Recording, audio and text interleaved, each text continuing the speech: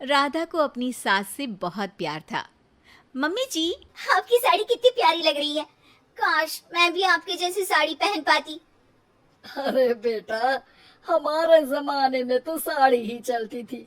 तू क्या करेगी साड़ी पहनकर? दिन भर भागा दौड़ी करती है। साड़ी कंफर्टेबल नहीं फील कराएगी। तू तो ऐसे ही जचती है बेटा। राधा सास को लेकर घूमने जाती, सैर करती और उनसे खूब बातें किया करती थी। एक दिन, अरे राधा और माँ, सुनो, अब हम लोगों को बम्बई चलना पड़ेगा। मेरी नई नौकरी वहीं लगी है।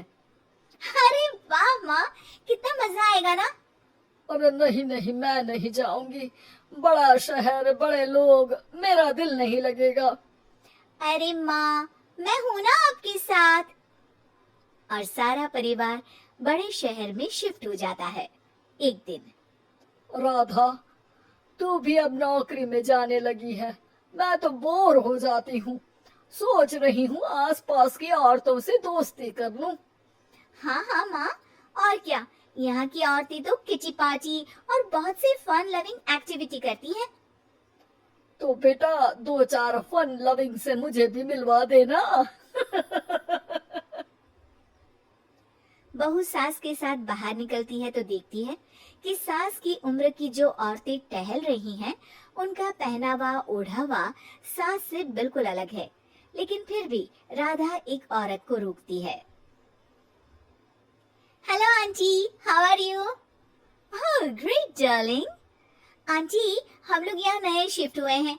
ये मेरी मम्मी है। क्या ये कल से आप लोगों को ज्वाइन कर सकती हैं?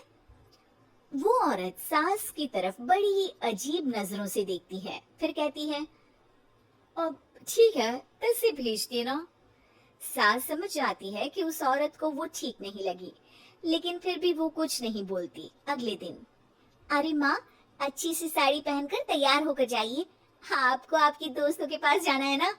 और नहीं नहीं, मैं सोच रही हूँ घर पर बैठकर टीवी देखूं। वैसे भी रामायण का नया एपिसोड आएगा। नहीं माँ, आप जाओ ना, लोगों से मिलो, बात करो, अच्छा लगेगा। ना चाहते हुए भी सास उन लोगों के पास जाती है, लेकिन सभी सास से बुरा व्यवहार करते हैं। सास मुंह लटकाकर घर आ जाती है। बहू समझ जाती है कि सास को कुछ हुआ है। वो रोज सास को पार्क में भेजती, लेकिन सास रोज मुंह लटकाकर वापस आ जाती। क्या हुआ माँ, आप बाहर जाकर खुश नहीं होती हैं? अरे बेटा, खुश तो हूँ, लेकिन लेकिन क्या माँ, आपको तो लोगों से मिलना, बातें करना अच्छा लगता था। मैं देख रही हूँ कि आजकल आप बाहर से आती हैं तो परेशान सी दिखती हैं। सास कुछ नहीं कहती, अपने कमरे में चली जाती है। अगले दिन राधा चुपके से सास के पीछे पार्क में जाती है। हेलो, कैसे हैं आप लोग? एक औरत मुंह बनाकर साइड हो जाती है। सभी एक दूसरे से बात करती हैं, लेकिन राधा की सास साइड में चुपचाप अकेली बैठी रहती है।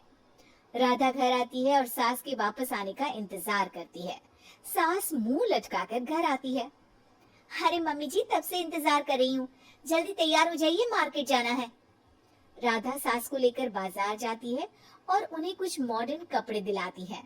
अगले दिन सास उन कपड़ों को पहनकर पार्क में जाती है। Oh my God, you are looking gorgeous. Beautiful top, कहाँ से लिया? हे, मेरे घर में कल किटी है, तुम जरूर आना। अजीब औरतें हो तुम लोग। मैं रोज आती थी, तब तो तुम लोग सीधे मुंह बात भी नहीं करती थी। आज इन कपड़ों को देखकर तुम मुझे घर बुला रही हो। लेकिन सुनो, अब मुझे तुम लोगों से कोई बात नहीं करनी और ना ही दोस्ती करनी है। अरे तुम तो बुरा मान गई। वैसे दोस्ती नहीं करनी थी तो ये कायाकल्प क्यों किया?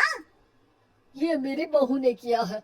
मैं यहाँ सिर्फ ये देखने के लिए आई थी कि तुमको मुझसे समस्या है या मेरे कपड़ों से। कपड़े तो बदले जा सकते हैं। अच्छा चलो, जो भी हो, अब हम लोग तुम्हें अपने साथ रखने को तैयार हैं। लेकिन अब मुझे तुम लोग नहीं पसंद। ये बोलकर राधा की सास वहां से चली जाती है। वाह माँ जी, आज तो आपका चेहरा खिला खिला सा लग रहा है। लगता है आपकी सहेलियों ने आपको अपना लिया। हाँ, वो तो अपनाना ही था। दिखावे वाली जो है वो, मेरे कपड़े बदलते ही उनका दिल बदल गया। लेकिन आज मैं उन्हें मना कर आई, अरे क्यों माँ जी? क्योंकि उन लोगों को मुझसे नहीं मेरे कपड़ों से दोस्ती करनी थी। वैसे मेरे पास तो तू है ना, मेरी प्यारी बहू, मुझे किसी की जरूरत नहीं है। अरे नहीं नहीं माँ जी, आप ऐसा क्यों सोच रही हैं? बेटा ये गलत भी तो नहीं है, जैसा देश वैसा भेष। क्यों? ठीक है ना माँ, अब जब ये हम लोगों का देश है तो क्यों ना हम यहाँ का भेष अपना ले। हाँ हाँ जरूर, मैं तो तैयार हूँ।